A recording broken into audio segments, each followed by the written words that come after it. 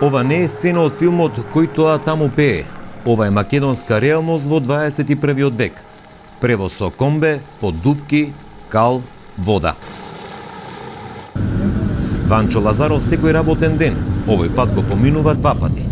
Превезува ученици од Чанаклија до Нова Маала во општина Василево и се моли да не падне дожд и снег. Патот не е целосно асфалтиран. Паделницата од 3 километри треба да ја поминува речиси половина час.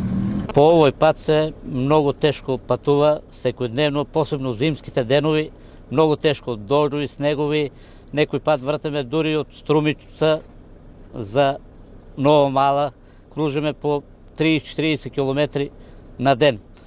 Не може да минеме од тука, од многу кал, дупки се ископува и... Неасфалтираниот патен правец Чанаклија Нова Маала не е проблем само за Ванчо Лазаров, туку за сите жители од подогражденскиот предел во Струмичко.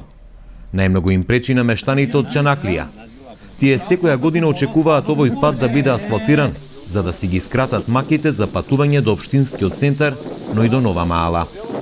Повеќе ни е неопходен ради ученици, ради поврзување со општина Василево, со Нова Маала, до Врашинци и така натаму. Мислам, еден од најглавните приоритетни патишта за кои што треба да ни биде поврзан со асфалт. Лоша земја Црвеника, кога ќе почнат да врнат дождови, таму не се поминува. Значи, патот не знаеме од кои причини е стопиран, не се работи, а колку што знаеме, ние, мештаните на село Чанаклија, патот требаше да биде завршен во 2015 година.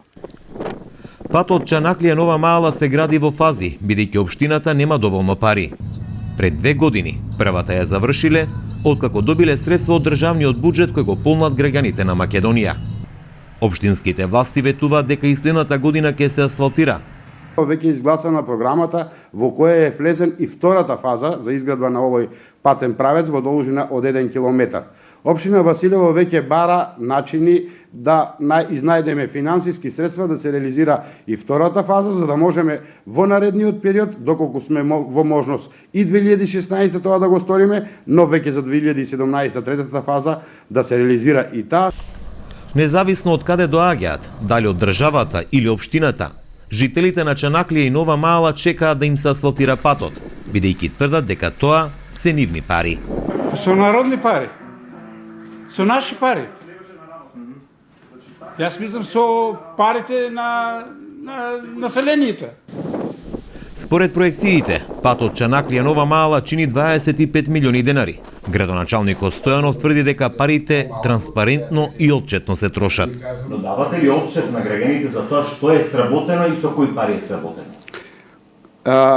Како што спомнав, транспарентноста е еден од битните сегменти, меѓутоа и отчетот, давањето на отчетот пред граѓаните е еден од битните сегменти исто така за запознавање на самите граѓани.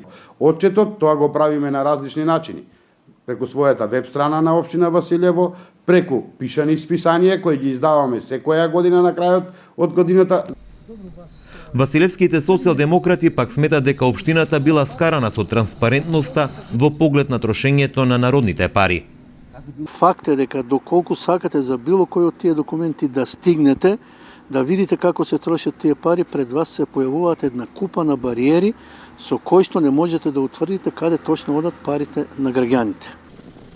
Со ваквиот став не се согласуваат од ВМРО ДПМН, од чии редови е и градоначалникот и мнозинството во Советот на општината.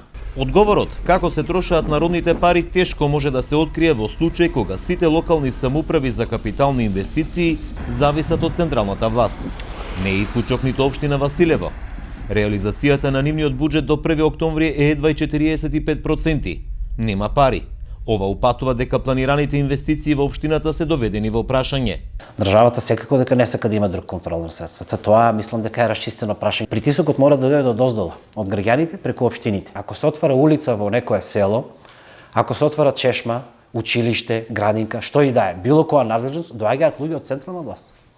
На тој начин државата праќа порака и до граѓаните дека овие советници, овие градоначалници не се толку важни. Тие не можат ни сами улица да асфалтираат.